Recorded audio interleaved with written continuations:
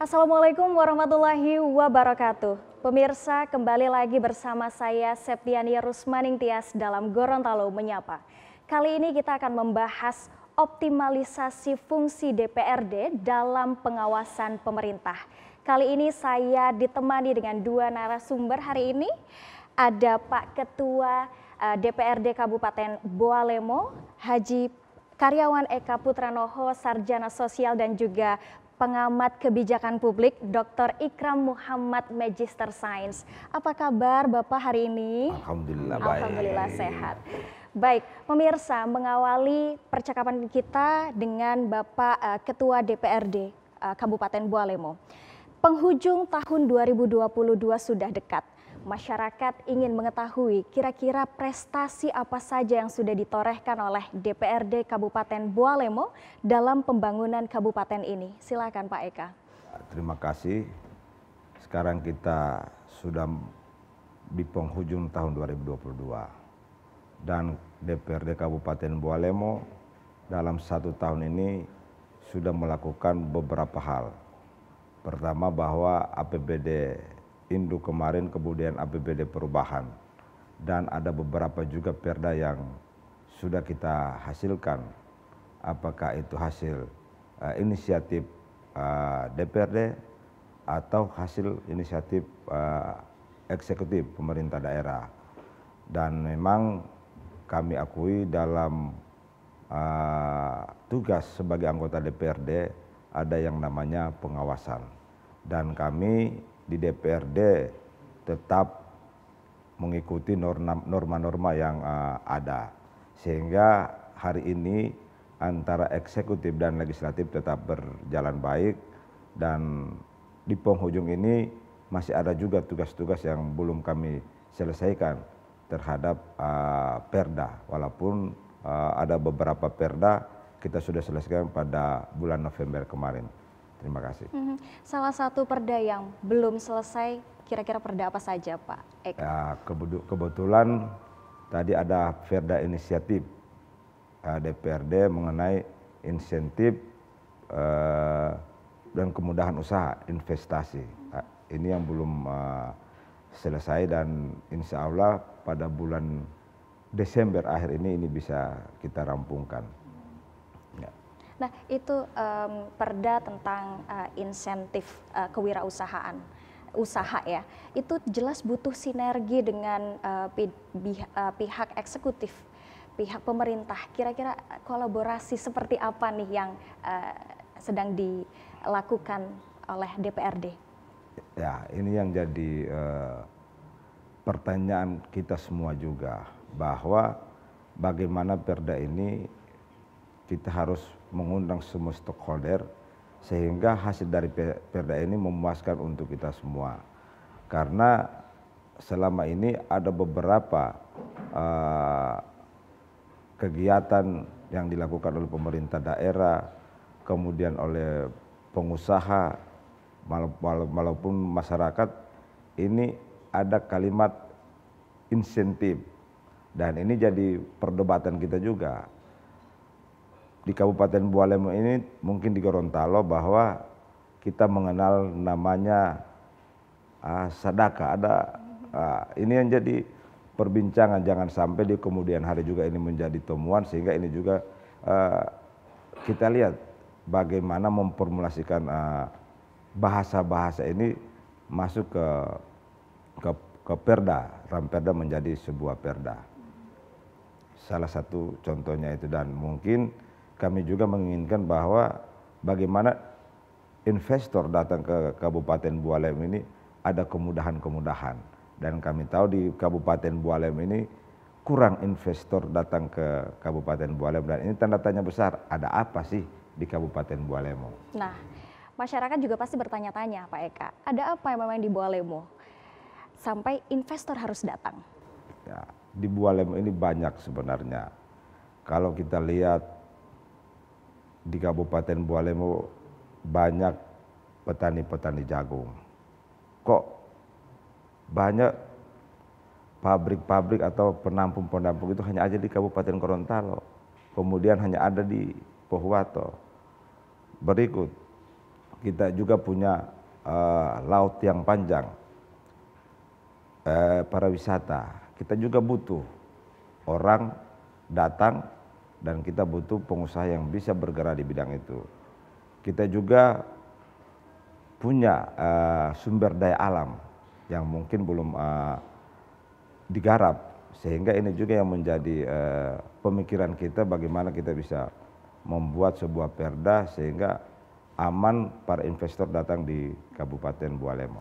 Apakah bisa kita katakan bahwa DPRD dalam memformulasikan sebuah regulasi juga melihat local wisdom yang ada di kabupaten? Ya, memang potensi-potensi lokal. Potensi-potensi lokal ini kalau kita lihat dalam sejarah memang Kabupaten Bualemo terutama Kota Tilamuta ini menjadi kota pendidikan, kota usaha. Tetapi kemarin juga dari beberapa para tokoh tua, tokoh adat mengatakan bahwa kita juga ini sebenarnya punya tambang emas.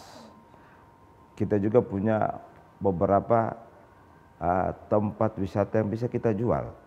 Nah, ini yang menjadi pemikiran kita, bagaimana antara eksekutif dan legislatif sama-sama untuk bersinergi untuk memikirkan ini.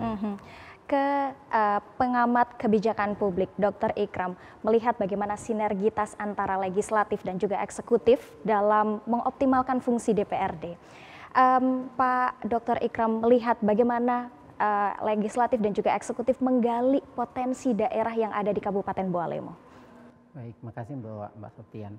Kalau kita bicara tentang otonomi daerah, sebenarnya semangat utamanya adalah kemandirian. Ya.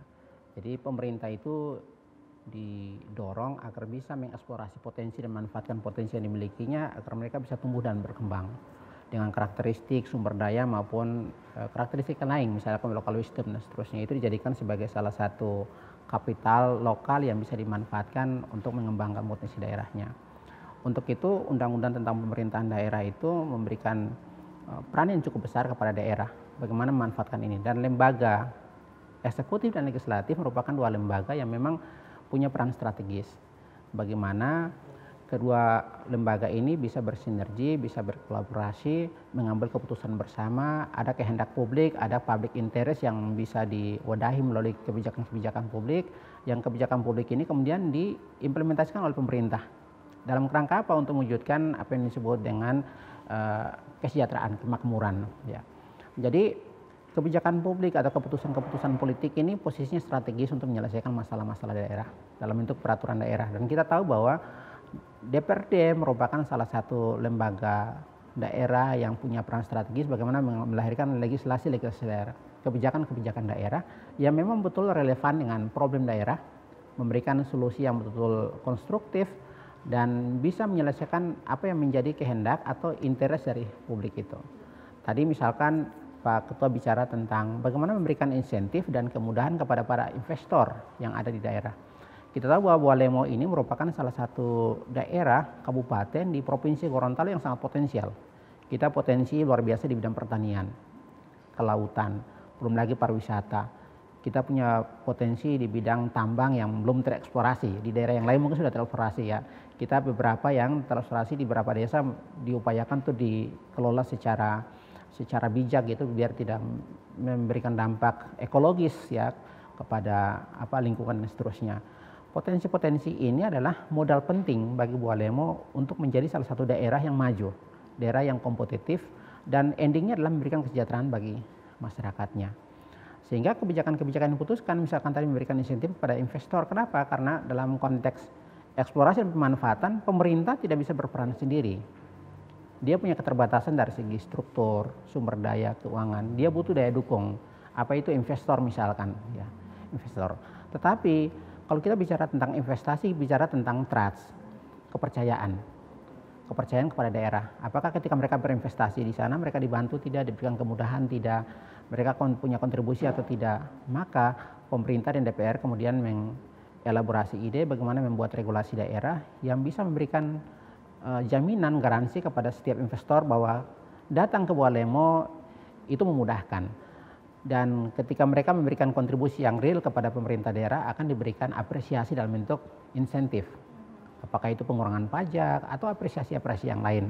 Tentu saja apresiasi itu didesain dengan baik melalui regulasi tadi. Ada kriteria-kriteria yang ditetapkan, misalkan pemanfaatan sumber daya lokal, ya, pemanfaatan tenaga kerja lokal, bagaimana bekerja sama dengan pengusaha mikro lokal, misalkan mereka membuat pengerjaan-pengerjaan fisik, mereka tidak mendatangkan sumber daya dari luar, memanfaatkan bahan-bahan dari luar, kelengkapan dari luar, tapi juga memanfaatkan lokal. Jadi ada pengusaha-pengusaha lokal yang bermitra dan seterusnya. Jadi elaborasi antara pemerintah daerah dan legislasi ini memang penting sekali. Karena untuk kepentingan stabilitas yang pertama, yang kedua adalah efektivitas dan efisiensi. Kita tahu apabila legislatif dan eksekutif ini apabila tidak berelaborasi baik, maka ini akan menimbulkan instabilitas daerah. Dampaknya tadi salah satu investor mereka tidak percaya, jangan-jangan kita tidak aman di sana gitu. Keputusan-keputusan politik nanti merugikan dan seterusnya. Nah, kita bersyukur Bu Alemo sinergi antara dua lembaga ini cukup baik. Tinggal bagaimana caranya agar kebijakan yang dirumuskan ini betul-betul diimplementasikan dengan optimal, diawasi dengan optimal, sehingga endingnya adalah dampak. Karena kebijakan apapun endingnya adalah memberikan dampak. Sebagus apapun kebijakannya, diimplementasinya, tapi kalau tidak memberikan dampak yang signifikan, berarti formulasi itu mungkin ada yang masih belum baik, atau implementasinya belum optimal, yang harus kita optimalkan terus-menerus agar memberikan dampak yang luar biasa. Karena ending dari kebijakan apapun adalah menciptakan nilai tambah, menciptakan perbedaan. Nah, jadi kebijakan itu menciptakan perbedaan nilai tambah bagi masyarakat. Baik, terima kasih Dr. Ikram. Apakah dengan kata lain bahwa perda yang pada bulan Desember ini sedang berjalan, insentif, itu benar-benar menggali potensi daerah? Dengan kata lain seperti itu? Iya, jadi kalau perda ini dalam rangka bagaimana potensi-potensi daerah ini dikelola dengan baik, ya, dengan maksimal, agar memberikan nilai tambah. Satu, bagi pembangunan daerah. Betul. Ya, pendapatan daerah yang meningkat. Dalam aplikasinya dan penerapannya. Betul. Yang kedua, memberikan dampak bagi kesejahteraan masyarakat. Jadi pembangunan pendapatan daerah meningkat, kesejahteraan masyarakat daerah. Namun yang menjadi catatan penting tentu saja peraturan daerah itu kan penting kita memperhatikan aspek-aspek lokalitas. Aspek-aspek lokalitas. Karena peraturan daerah yang sifatnya delegatif dari peraturan tertentu gitu yang perlu diinterpretasikan di level daerah. Daerah itu punya karakteristik berbeda-beda. Itulah otonomi. Kenapa kita perlu ada otonomi? Karena kita tidak ingin ada sentralisasi, keberagaman daerah. Karena ada pengakuan bahwa daerah itu beragam, punya karakteristik budaya, sumber daya dan seterusnya. Sehingga ketika itu dirumuskan, perhatikan keberagaman itu. Keberagaman itulah yang kemudian diakomodasi dalam peraturan daerah. Aspek-aspek lokalisme, baik itu budaya, sumber daya maupun yang lainnya, itu yang penting masuk, dan ini perlu eksplorasi, ya. Jadi semangat-semangat lokal wisdom itu penting dieksplorasi dan mewarnai peraturan daerah yang dikembangkan di level daerah. Baik, terima kasih Dr. Ikram dan juga Pak Eka, luar biasa sekali. Kita tahan terlebih dahulu, dan pemirsa Gorontalo Menyapa jangan kemana-mana karena sesaat lagi diskusi kita akan jauh lebih mendalam lagi. Tetap di Gorontalo Menyapa.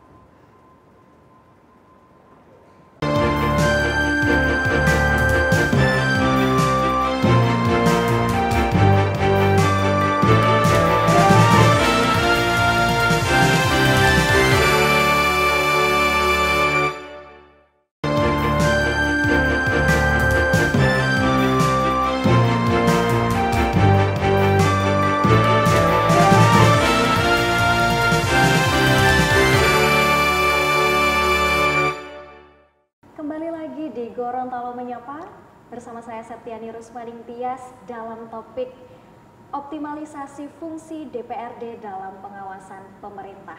Saya masih ditemani dengan Ketua DPRD Kabupaten Boalemo, Pak Karyawan Eka Putranoho, Sarjana Sosial dan juga pengamat kebijakan publik, Dr. Ikram Muhammad, Magister Sains. Bapak-bapak, tadi kita banyak berbicara tentang regulasi yang akan dilaksanakan di penghujung tahun 2022.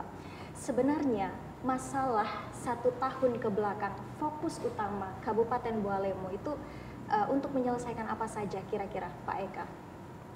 Terima kasih. Memang berbagai macam yang kita hadapi, tantangan yang kita hadapi. 1 tahun ke belakang itu paling banyak masalah anggaran yang direka-pusing. Dan memang COVID-19 ini bukan saja memporak-porandakan kita di Kabupaten Bualemo, tapi seluruh Indonesia dan mungkin dunia. Dan banyak program-program yang harus kita laksanakan itu banyak yang belum kita lakukan karena faktor yang saya sampaikan tadi. Pembangunan, ada beberapa jalan yang belum kita selesaikan, kemudian bantuan masyarakat tentang UMKM yang seharusnya ini juga menjadi prioritas kita di Kabupaten Bualemo, ini juga tidak bisa dilaksanakan kemarin. Karena memang terkendala COVID-19 memang banyak hal. Nah, kemudian apa yang dilakukan oleh DPRD untuk mengatasi masalah tersebut, Pak Eka? Nah, kemarin tetap karena ini adalah perintah pemerintah pusat dan ada juga regulasinya, sehingga kami DPRD juga mengikuti apa yang menjadi perintah itu, terutama mengenai masyarakat, vaksin, bagaimana presentasi vaksin di Kabupaten Bualemo ini bisa sesuai target yang diharapkan oleh pemerintah. Dibanding tahun sebelumnya, tahun 2022, angka vaksinasi sudah berapa persen, Pak Eka? Vaksinasi target ini bagaimana mencapai 70%, dan ini kita harapkan Desember ini bisa mencapai 70%. Wow. Yang vaksin 2 dan booster. Dan ini memang tantangan kita lebih berat dibanding pada tahun-tahun kemarin ketika kita bekerja sama dengan unsur TNI, Polri, Kejaksaan, dan kita juga ketika melaksanakan vaksin kita memberikan bantuan kepada masyarakat. Dan memang tahun ini tidak seperti tahun-tahun kemarin. Masyarakat masih apa ya katanya, ini masih ada lagi vaksin, masih ada lagi vaksin. Padahal kita sudah biasa, kita sudah bebas, sudah sehat. Boleh terus-terus vaksin. Ini juga jadi tantangan kita ke depan. Tetapi karena ini perintah harus kita laksanakan sebagai warga negara yang baik, dan DPRD tentu dengan pemerintah tetap menjaga bagaimana rakyat tidak terpapar dengan COVID-19 ini. DPRD bekerja untuk kepentingan nasional. Nah, dalam menyelesaikan masalah ini butuh kerjasama yang tadi saya dengar banyak stakeholder di dalamnya. Nah, Pak Eka, apakah menemui sebuah kesulitan ketika menyelesaikan program ini? Dalam hal kolaborasi dengan banyak pihak misalnya? Dan memang saya harus akui dan mengucapkan terima kasih kepada teman-teman Perkepinda, terutama TNI Polri yang begitu sama-sama bekerja tanpa waktu. Mereka membantu pemerintah daerah, dan memang tantangan adalah kemarin, tahun-tahun kemarin itu kan hoax, itu adalah tantangan besar kita untuk berita bohong. Bagaimana mengedukasi ini kepada masyarakat, dan syukur alhamdulillah ini bisa teratasi di penghujung tahun ini. Baik, Pak Eka, itu tadi kita sudah mendengar dari sektor pariwisata, usaha, kesehatan, bahkan pembangunan. Adakah sektor lain yang telah diselesaikan di tahun 2022 ini? Memang di tahun 2022 ini ada beberapa program yang kita selesaikan, dan kita tidak lari dari perikanan, pertanian, dan karena dua sektor ini yang paling menyentuh kepada masyarakat yang ada di Kabupaten Bualemo. Dan tentu dengan kondisi COVID ini kita juga berusaha bagaimana UMKM ini harus bergeliat di Kabupaten Bualemo. Banyak UMKM ketika COVID kemarin mereka terpuruk, tetapi kami bersyukur dengan walaupun kondisi itu begitu banyak juga bantuan dari pemerintah pusat, terutama mengenai PKH dan lain-lain yang diberikan oleh pemerintah pusat. Jadi DPRD secara khusus menggelontorkan formulasi regulasi untuk meningkatkan progres UMKM? Ya, dan memang itu terlihat dari beberapa program yang kami kayak di DPRD itu ada yang namanya reses anggota DPRD, menjaring aspirasi. Kalau di pemerintah daerah ada namanya musrembang, maka DPRD paling banyak itu pokok-pokok pikiran itu untuk UMKM. Dan tahun depan itu kalau tidak salah mungkin sekitar 2 miliar lebih ya, bertiga untuk program itu. Angka yang cukup besar untuk tahun 2023. Pak Eka, kira-kira ada program apa yang sedang disusun dan direncanakan untuk tahun 2023? Tahun 2023 APBD kita sudah ketuk, kita sudah sahkan. Tinggal implementasinya ke tahun 2023. Dan UMKM itu berbagai macam, ada untuk ibu-ibu yang penjual kue, ada yang toko, kemudian ada juga perbengkelan, ada yang namanya penjual kue, dan macam-macam untuk bagaimana UMKM ini bisa berjalan baik di Kabupaten Bua Lembu. Apakah hanya di sektor ekonomi saja, Pak Eka? Sektor lain, pendidikan, kesehatan?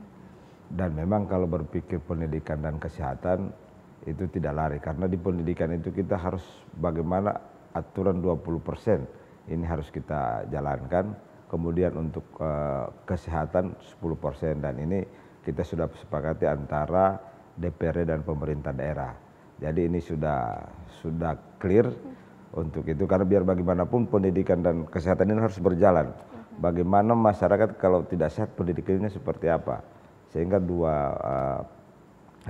dinas ini harus bekerja sama dan berkolaborasi.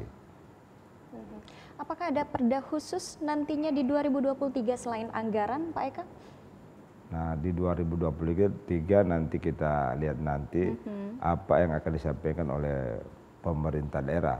Kalau di 2022 itu kalau tidak salah sekitar 6 perda, 9 bersama Ramperda APBD Perubahan dan Indo. Kalau tidak salah saya sekitar 9 kita sahkan, termasuk ada perda inovasi, ada yang namanya revisi perda PAD, pendapatan, dan mungkin yang lainnya mungkin saya tidak bisa sebut. Kalau tidak salah itu sekitar 6 atau 9 perda yang kita sahkan di 2022. Baik, Pak Eka. Kita menuju ke pengamat kebijakan publik, Dr. Ikram. Melihat tadi bagaimana perjalanan DPRD di tahun 2022 menyelesaikan perda yang sudah diformulakan, bagaimana menurut seorang pengamat kebijakan publik dalam menyelesaikan, DPR dalam menyelesaikan perdanya? Baik, kehadiran perda sebagai satu kebijakan publik yang tujuannya adalah untuk menyelesaikan masalah-masalah publik. Dan perda ini setelah diputuskan tentu saja nanti diimplementasikan oleh eksekutif. Kehadiran lembaga politik ini kan dalam kerangka untuk menjaring kepentingan-kepentingan publik atau kebutuhan-kebutuhan publik. Itu diakomodasi oleh DPR. Tadi ada penjaringan aspirasi dan seterusnya gitu ya. Dan itu dirumuskan melalui peraturan daerah, atau paling tidak melalui pokok-pokok pikiran yang disampaikan kepada pemerintah daerah yang diakomodasi dalam program-program pemerintah daerah setiap tahun. Dan itu dalam rangka memenuhi apa yang diekspektasikan oleh publik. Saya kira peran DPRD sejauh ini cukup optimal, tinggal bagaimana kita melakukan kontrol atau pengawasan secara konsisten. Karena tantangan dari sisi kebijakan publik Indonesia khususnya, itu tantangan terbesar kita adalah diimplementasi. Keberhasilan terbesar dari satu kebijakan publik itu 60% ditentukan oleh implementasi kebijakannya. 20% di formulasinya, bagusnya kebijakannya, 20% nanti lagi dievaluasi, tapi 60% ditentukan oleh implementasi kebijakan. Kita beda dengan negara-negara yang sudah cukup maju ya. itu mereka sudah punya perangkat dan sistem implementasi yang sangat bagus. Sehingga keberhasilan kebijakan itu sebagian besar ditentukan oleh formulasi kebijakannya. Kebijakan yang bagus akan memberikan dampak yang besar kepada mekanisme kerja, pemerintahan, dan pelayanan yang diberikan. Tapi kalau di konteks Indonesia sebagai negara yang berkembang, itu keberhasilan kebijakan 60% disumbangsikan oleh implementasi. Artinya adanya di pemerintahan. Dan DPR punya peran strategis. Bagaimana mengontrol bahwa setiap kebijakan yang dikeluarkan itu benar-benar diimplementasi dan dilihat dampaknya. Apakah ada diferensiasi? Apakah ada perbedaan sebelum kebijakan itu dirumuskan dan diterapkan dan setelah diterapkan? Dan dari situ kita akan melihat bahwa setiap formula, setiap resep ya. Jadi kebijakan itu DPR itu seperti mengeluarkan resep-resep gitu. Obat resep obat untuk menyehatkan masalah-masalah. Apakah resep-resep yang dikeluarkan itu bisa menyehatkan masalah-masalah yang tadi? Masalah tentang perikanan, kemiskinan, kesehatan, gitu ya, investasi dan seterusnya itu terselesaikan atau tidak? Dan sejauh Dr. Ikram memandang, apakah itu sudah menjawab 60%? Tantangan kita adalah di situ, di implementasi. Ya. Kinerja kita sejauh ini adalah bagaimana menghasilkan peraturan daerah setiap tahun. Tahun ini kita sekitar 8 9 ketua ya. Tahun depannya mungkin jumlah juga tidak relatif seperti itu jumlahnya. 8, 9 ya, inisiatif dan usulan pemerintah. Setiap tahun kita punya kebijakan-kebijakan secara kuantitatif. Tapi kita ingin melihat secara kualitatif bagaimana impact-nya. Ini paling penting sekali. Betul. Kebijakan A gimana implementasinya, kebijakan B gimana implementasinya, kebijakan C gimana implementasinya, bagaimana pelaksanaannya. Saya berikan contoh, misalkan kita punya Perda tentang penanggulangan kemiskinan, Perda nomor 1 tahun 2017. Itu sudah dirumuskan tentang bagaimana penanganan kemiskinan di Kabupaten Bualemo. Diawali dengan bagaimana melakukan penataan dari sisi data. Baik. Kita punya data yang disepakati bersama, yang betul-betul dihimpun dengan data yang sifatnya mikro gitu, spesifik ya, by address, by name dan seterusnya, yang dipajang di setiap kantor desa, kemudian nanti dilihat, dikonfirmasi oleh masyarakat selama 3 bulan betul tidak datanya.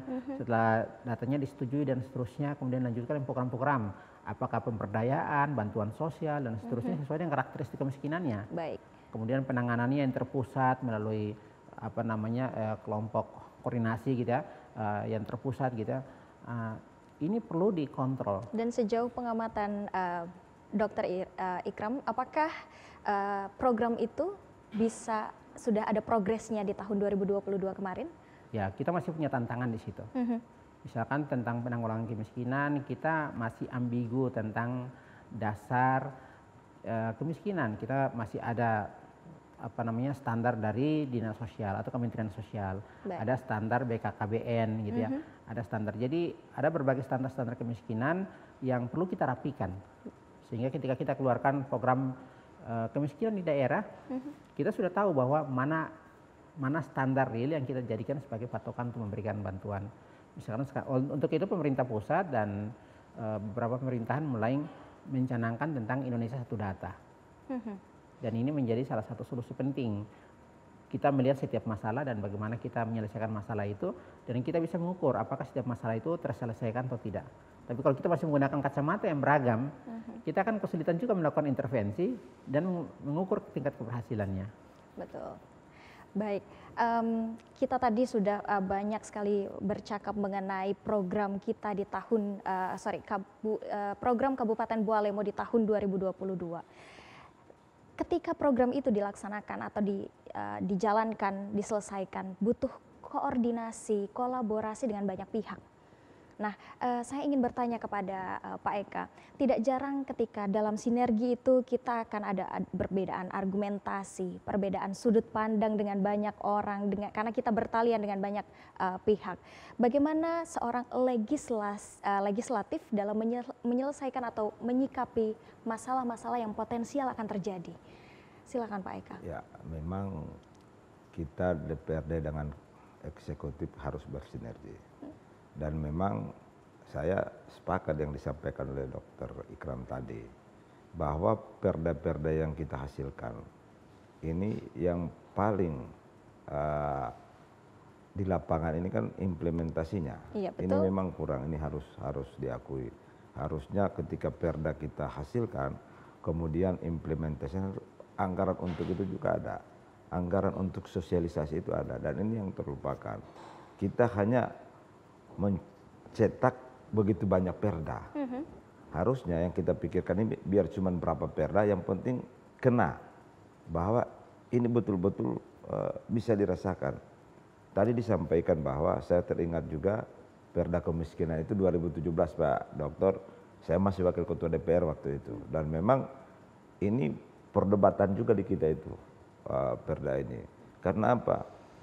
Kita melihat seseorang miskin ini kan banyak kriteria, indikatornya. Dinas sosial punya indikator lain, KB punya indikator lain.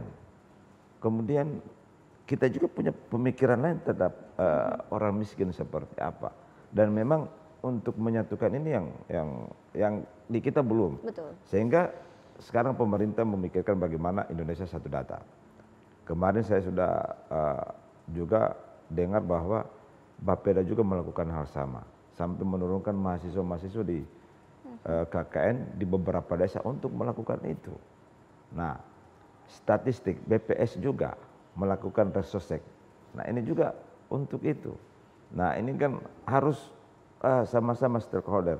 Dan kalau kita di DPRD, dan memang kalau DPRD ini kan lembaga politik, ketika ada berbagai macam ide, ada berbagai macam masalah, ini harus kita putuskan. Betul, Tetapi di DPRD ini bukan sebuah lembaga yang memutuskan siapa yang salah, siapa yang benar.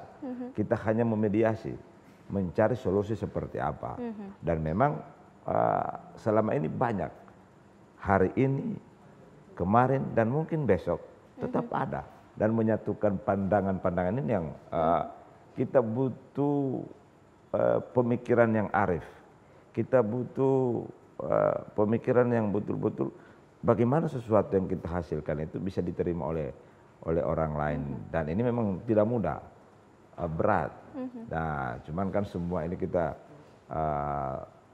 bicarakan, kita diskusikan dengan semua stakeholder, sehingga apa yang kita sepakati, apa yang kita hasilkannya betul-betul tidak menyinggung pihak-pihak lain. Sehingga kami di DPRD memang harus diakui, jangankan dengan stakeholder, kita saja di lembaga DPRD dengan berbagai macam partai politik ada perbedaan-perbedaan pandangan. Tetapi kalau saya sebagai pimpinan, bahwa perbedaan-perbedaan itu saya anggap rahmat. Dan insya Allah ini bisa, apapun itu bisa teratasi semua. Baik, Pak Eka, tujuan dari DPRD adalah menampung seluruh aspirasi masyarakat, menampung seluruh masalah, kemudian mencarikan solusinya berdasarkan kepentingan nasional. Bagaimana kemudian Pak Eka bisa mendirect kurang lebih 30 anggota DPRD agar benar-benar kepentingan nasional yang diutamakan? Ya, memang di DPRD Bualemo ini ada 25 dari berbagai macam partai politik, dan kita saling mengenal. Kalau saya, prinsip bahwa saya seorang nasionalis, saya tidak membedakan bahwa dia dari agama apa, dia dari suku apa, dia dari daerah mana, bahasa daerahnya seperti apa, tetapi bagaimana kita berbicara secara nasional Indonesia.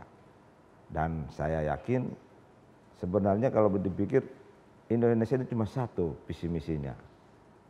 Satu visi misinya. Kalau kita pegang itu, saya hanya mau pegang itu. Dan insya Allah ketika itu yang saya pegang, teman-teman juga respon dengan apa yang saya sampaikan. Karena begini, saya berpemikiran bahwa pemerintah Kabupaten Bualemo, siapapun bupatinya itu punya visi misi. Betul. Ketika dia terpilih karena visi misinya, dan harus kita dukung program itu.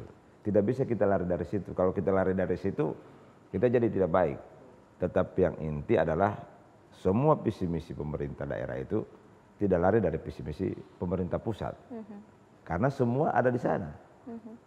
Berbicara tentang pendidikan, berbicara tentang kesehatan, berbicara tentang pariwisata, berbicara tentang pertanian, berbicara tentang UMKM, semua ada. Yang tidak diberi oleh pemerintah pusat itu kan agama, pertahanan. Kalau itu kan tidak, kalau kita semua sama, tinggal bagaimana kita memformulasikan ini supaya teman-teman juga paham dengan apa yang menjadi pikiran-pikiran kita. Saya kira itu ketika saya memimpin DPRD ini, dan alhamdulillah Kabupaten Bua Lemo aman, walaupun ada riak-riak dalam pembahasan apa semua, itu tetap berjalan dengan aman. Tetap kepentingan nasional adalah yang utama, dan dengan mengesampingkan, menomorkesekiankan kedekatan konstituen.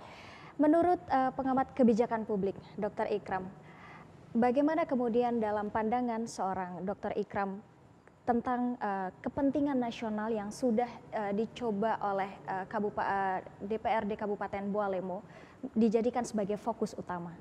Silakan. Baik, jadi kalau kita bicara tentang kepentingan nasional, berarti dia memayungi atau mengakomodasi semua ya. Betul. Kepentingan daerah, kepentingan masyarakat, dan seterusnya. Dan semuanya memang seperti yang disampaikan oleh Pak Ketua tadi, berada pada rule itu, berada pada track itu. Tidak bisa keluar dari batas-batas yang sudah ditentukan. Dan semangat kepentingan nasional ini memang harus diutamakan. Jadi semangat nasional ini kan isu-isu terkait yang bagaimana mewujudkan cita-cita nasional ya. Sebagaimana termaktub dalam alinea keempat pembukaan undang-undang nasional, cerdaskan kehidupan bangsa gitu ya, melindungi segenap bangsa dan seterusnya. Tapi kan ini harus diwujudkan dalam berbagai peraturan-peraturan yang lebih operasional sehingga nanti dikerjakan oleh pemerintah dan dampaknya adalah masyarakat. Intinya eksistensi dari suatu negara itu tujuannya adalah untuk menciptakan kemakmuran bagi masyarakatnya. Dan keberadaan lembaga-lembaga negara, lembaga-lembaga pemerintah daerah tujuannya adalah untuk itu, menghadirkan kemakmuran bagi masyarakatnya. Jadi negara, pemerintah itu merupakan instrumen bagaimana menciptakan kemakmuran masyarakat tadi itu. Sehingga karena masing-masing daerah itu punya karakteristik masalah yang beragam, sumber daya yang berbeda dan seterusnya, maka otonomi daerah itu kemudian diberikan. Agar apa? Penyelesaiannya lebih sesuai dengan kondisinya masing-masing. Nah, tapi keberagaman itu harus tetap berada pada bingkai nasional. Sebagai negara yang menganut sistem pemerintahan demokratis, kita mengakui satu hal, yaitu diversity, keberagaman. Jadi keberagaman itu bukan sesuatu yang harus disalahkan, tapi sesuatu yang harus dikelola agar bisa menjadi potensi. Jadi bagaimana mengelola keberagaman ini agar bisa menjadi kekuatan penting bagi daerah maupun negara bisa tumbuh dan berkembang. Saya kira begitu. Baik, Dr. Ikram, apakah dalam artian bahwa DPRD Kabupaten Bua Lemo sudah EPTA, nih sudah selesai, sudah finish bahwa dia selalu mengutamakan kepentingan nasional? Apakah kita bisa katakan seperti itu? Kalau dikatakan finish belum ya. Pekerjaan rumah ini terus ada dan hadir. Untuk itu hari ini DPR masih ada karena memang masalah itu masih ada. Kalau itu sudah finish mungkin sudah harus dibubarkan lembaga DPR ya. Jadi tugas kita untuk menyediakan kebijakan-kebijakan tadi itu untuk mewujudkan kepentingan nasional. Kepentingan nasional itu kepentingan siapa? Kepentingan masyarakat Indonesia semuanya. Dan tadi itu pekerjaan rumah paling besar terutama DPR adalah bagaimana melakukan kontrol setiap kebijakan yang sudah dihasilkan agar diimplementasikan secara efektif dan memberikan nilai tambah bagi masyarakat. Ya. Karena kita sudah beralih dari paradigma tentang nation security, keamanan nasional, kepada human security, keamanan manusia.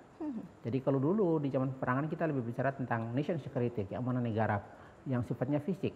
Tapi ketika kita bertransformasi ke human security, kita bicara tentang keamanan manusia. Keamanan manusia itu apa? Pendidikannya harus terpenuhi, kesehatannya harus terpenuhi, kesejahteraannya harus terpenuhi. Karena kalau aspek-aspek mendasar ini tidak terpenuhi, itu akan mengganggu ketentraman, akan mengganggu keamanan, ya keamanan.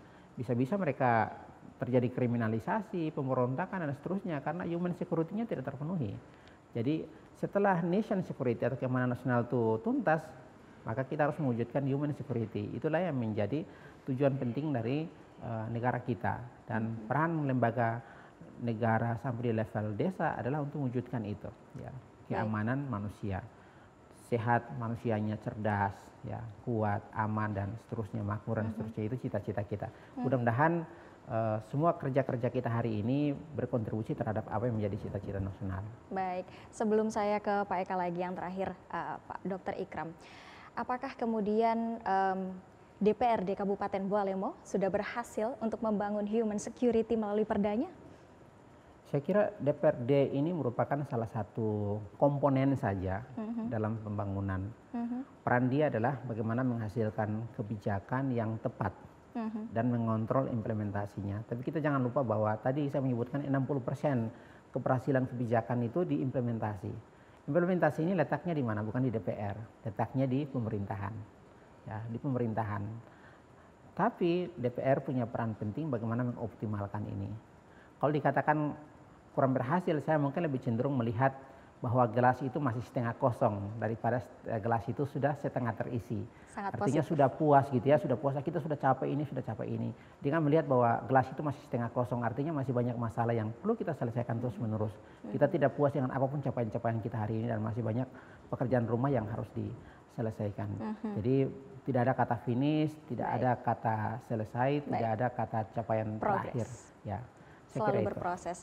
Baik, Pak Eka, itu tadi adalah bagaimana idealnya. Nah, kami ingin bertanya bagaimana kemudian implikasinya terhadap masyarakat atas regulasi perda yang sudah digelontorkan oleh DPRD Kabupaten Bualemo. Ya, memang bisa diibaratkan bahwa DPRD dengan pemerintah daerah ini seperti suami istri. Kita DPRD ini ibu rumah tangga. Eksekutif ini bapak, memasak ini di DPRD, termasuk perda, termasuk APBD, program yang kita masak di sini. Setelah masak, seorang ibu memasak sudah selesai. Nah, yang membagi ini kan eksekutif, yang membagi di kemana. Tapi ibu perlu untuk mengevaluasi, memonitori. Nah, kita juga tetap evaluasi, kita harus evaluasi juga. Apa-apa yang kita hasilkan kita akan evaluasi. Apa yang disampaikan Pak Dokter tadi benar, bahwa implementasi ini, itu tadi saya bilang, bahwa ketika kita sudah hasilkan, kemudian disampaikan kepada masyarakat, ada hal yang kita lupakan. Yang kita lupakan itu apa? Ketika produk ini sudah selesai, kita biarkan begitu saja. Harusnya ada anggaran untuk tadi, sosialisasi kepada masyarakat. Contoh, perda kemiskinan itu. Nah, apakah masyarakat hanya di ibu kota yang tahu? Mereka yang di ujung sana, Mananggu, Pakuyaman Pantai, apakah sudah tahu? Padahal ini perda kita sudah, ketika umpama ada juga perda bantuan hukum, kalau tidak salah Pak Dokter, itu tahun yang sama juga kalau tidak salah.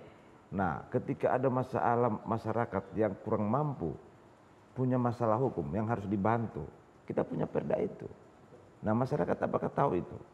Karena apa? Karena kita kurang sosialisasi. Nah, ternyata sosialisasi ini bukan asal dari mulut ke mulut. Kita harus kumpul mereka, kita harus butuh anggaran lagi. Nah, kemarin itu yang kurang di kita. Harusnya ada anggaran untuk sosialisasi itu, umpama di kecamatan ini berapa tempat. Umpama satu kecamatan ada 3 titik lah. Itu juga supaya masyarakat tahu. Apakah masalah utamanya hanya pada anggaran saja, Pak Eka? Enggak, anggaran juga itu butuh. Tetapi sosialisasi juga, kalau bisa kan ketika ini perda, apakah mereka di desa, apakah mereka di kecamatan mensosialisasikan ini. Ini yang jadi, kita juga sudah sampaikan, DPRD kita sudah sampaikan. Kemarin juga mungkin tahun ini kita lupa juga anggarkan karena mungkin karena refokusin. Kita itu ada program masyarakat bertanya, DPRD menjawab.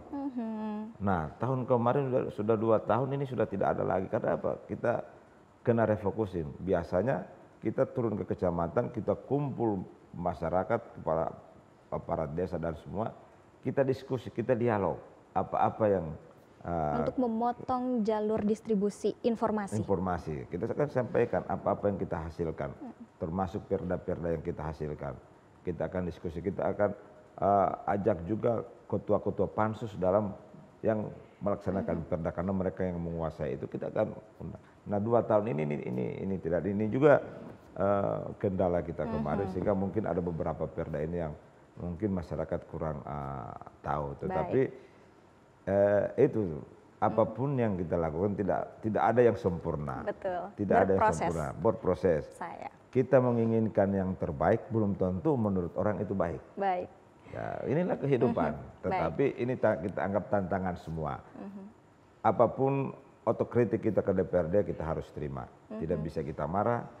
Apapun itu kita harus berusaha memberikan yang terbaik kepada masyarakat walaupun itu dianggap belum baik. Baik, terima kasih Pak Eka. Bapak-bapak kita tahan dulu dan pemirsa Gorontalo Menyapa jangan kemana-mana. Kita akan kembali setelah pesan-pesan berikut ini.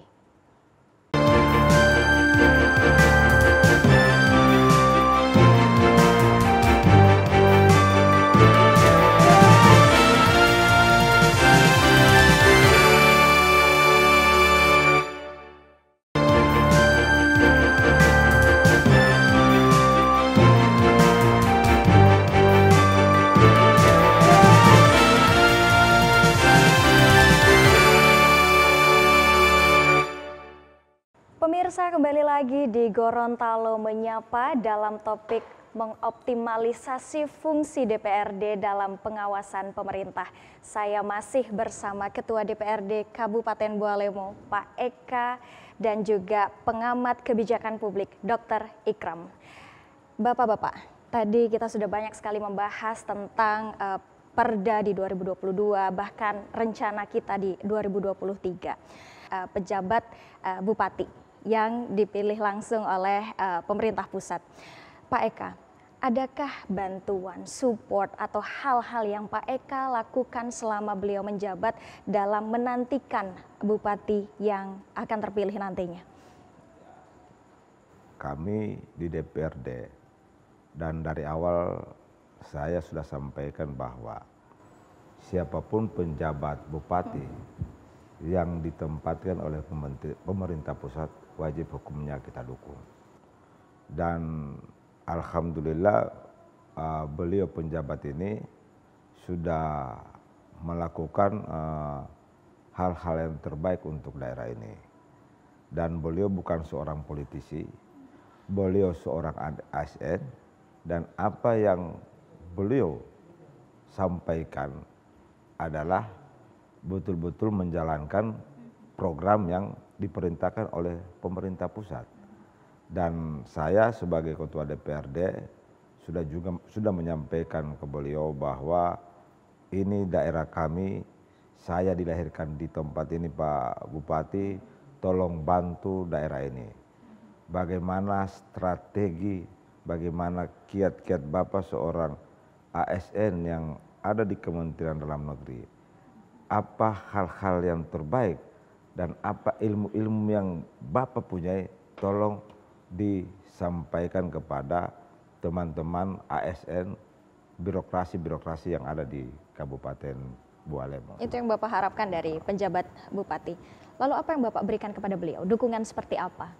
Saya dan teman-teman DPRD mendukung beliau sampai masa jabatan sebagai penjabat bupati di Kabupaten Bualemo ini tetap beliau dalam keadaan aman, beliau dalam keadaan nyaman untuk memberikan yang terbaik untuk daerah ini. Jaminan itu. Baik, Dr. Ikram, mengamati hal ini, kinerja antara penjabat bupati yang diharapkan dukungannya oleh DPRD, begitu juga sebaliknya. Bagaimana Bapak mengamati hal itu? Baik.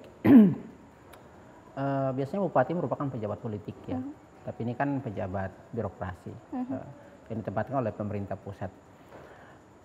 Dia punya satu kelebihan dan satu kelemahan. Kelemahannya adalah karena dia bukan pejabat publik, maka tidak ada ikatan politis secara langsung antara pejabat bupati itu sendiri dengan publik. Ya. Beda dengan pejabat publik yang dipilih sehingga secara politik dia terikat. Ada beban-beban, ada aspirasi-aspirasi yang harus diakomodasi dalam kebijakannya. Baik. Beda dengan pejabat bupati yang ditempatkan oleh pemerintah yang sifatnya top down gitu ya, yang tidak terikat secara langsung secara politik. Tapi kelebihannya adalah dia punya beban untuk menunjukkan kinerja. Menunjukkan kinerja. Dengan limit waktu yang terbatas ini, Pak Bupati, pejabat bupati punya tanggung jawab untuk menunjukkan kinerja terbaik. Bahwa ketika dia dipercayakan memimpin Bualemo dengan limit waktu sampai 2024, dia harus memberikan karya-karya terbaik untuk daerah. Momen ini sangat baik menurut saya karena dia punya pandangan yang objektif tentang bagaimana membangun daerah tanpa intrik-intrik politik dan seterusnya.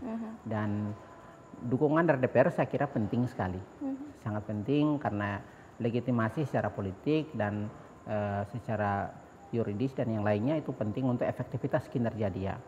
Ada beberapa hal yang mungkin menjadi momentum penting bagi Kabupaten Bualemo dengan adanya pejabat bupati ini.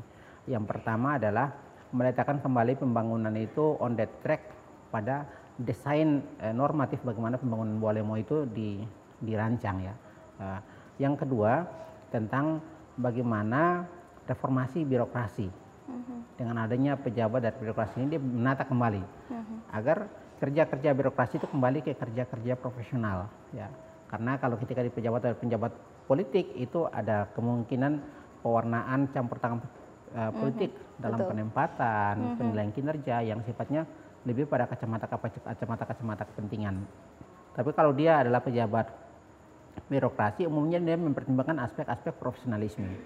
Jadi reformasi birokrasi menjadi momentum penting dengan adanya pejabat bupati ini di Bualemo selama 2 tahun lebih ya, 2 tahun lebih kinerjanya. Dan saya kira support dari DPR ini menjadi salah satu garansinya. Saya kira hari ini beliau bekerja baik karena ada support dari DPR. Luar biasa. Kalau tidak ada support pasti akan menjadi kendala. Baik, hal yang menarik tadi adalah reformasi birokrasi. Kita sebentar lagi akan menghadapi konstelasi politik. Ya, kita akan adanya pemilu berikutnya. Menurut Dr. Ikram, bagaimana kemudian anggota DPR ini mereka dipilih dari partai politik? Jangan sampai masyarakat malah khawatir nantinya DPRD ini bukan lagi fokus menyelesaikan masa jabatannya dan memberikan yang terbaik, malah berbakti kepada partai politiknya. Menurut Dr. Ikram, bagaimana idealnya sebenarnya? Saya kira memang tugas partai politik di DPR memang demikian. Dia menjadikan partai itu sebagai sarana dalam mengakomodasi kepentingan-kepentingan politik yang dibawa menjadi kebijakan publik. Beda halnya dengan eksekutif yang dia punya visi misi program yang memang harus dituntaskan. Betul. Tapi kalau anggota DPR kerja dia adalah kerja-kerja politik, kerja-kerja konstituen. Dia harus berhubungan setiap tahun. Jadi kalau kita ingin mendefinisikan tentang politik, saya melihatnya politik itu lebih kepada public interest, kepentingan publik. Jadi Pak Ketua sebagai salah satu anggota Dewan tugasnya adalah bagaimana membaca, bagaimana menampung kepentingan-kepentingan atau aspirasi publik ini kemudian kemudian diformulasikan dalam bentuk kebijakan publik atau pokok-pokok pikiran yang harus diimplementasikan oleh pemerintah. Baik. Konsen itu akan terus dilakukan sampai kapanpun ya untuk membawa konteks bagaimana mengakomodasi kepentingan publik ini. Baik, menurut Pak Eka, bagaimana kita sudah mau menghadapi pemilu 2024, harusnya anggota DPR fokus menyelesaikan tugasnya, tapi kadang masyarakat khawatir bisa saja mereka malah diwarnai, kita mau naik periode berikutnya lagi. Pak Eka, silakan. Memang kita ada kontrak politik 5 tahun di DPRD ini, dan ini harus kita selesaikan. Tetapi kita juga sebagai partai politik yang punya tugas bagaimana partai politik ini bisa menang dalam pemilu ke pemilu. Dan itu juga tidak bisa dipungkiri. Tetapi semua partai politik itu punya tujuan yang sama. Betul. Untuk Indonesia. Kita punya ideologi, kita punya dasar negara, dan semua partai menganut itu. Kecuali kalau partai kita ini yang tidak berlandaskan Pancasila, itu yang tidak bisa. Betul. Tetapi apapun itu yang kita hadapi ke depan, itu tidak bisa kita hindari. Bahwa saya, Ketua DPRD, saya datang ke sebuah tempat di kecamatan, di desa itu, saya menjaring aspirasi sebagai anggota DPRD. Itu menempel di saya itu adalah partai politik. Dan itu yang namanya partai politik itu kan tujuannya bagaimana bisa memenangkan konsentrasi politik. Bagaimana partai politik bisa menang di legislatif. bagaimana partai politik bisa menang presiden. Kalau Baik. pilkada itu kan pertarungan antara, itu cuma tujuan antara. Yang sesungguhnya itu bagaimana Baik. kita bisa menang itu supaya program-program partai itu bisa Berjalan dengan jalan maksimal. dengan maksimal. Baik. Catatan terakhir dari seorang Dr. Ikram, pengamat kebijakan publik mengenai fungsi DPR dalam pengawasan pemerintah. Silakan. Baik, catatan saya adalah optimalisasi kontrol implementasi dan dampak dari kebijakan publik. Dengan optimalisasi ini kita harapkan setiap perancangan kebijakan yang sudah dirumuskan dari beberapa tahun ini benar-benar bisa dilihat progresnya dan dampaknya bagi perubahan kehidupan masyarakat, baik itu dari sisi sisi kesejahteraan maupun aspek-aspek yang lain. Terima kasih. Baik, Pak Eka, kami ingin mendengarkan harapan dari seorang Ketua DPRD Kabupaten Bua Lemo. Silakan.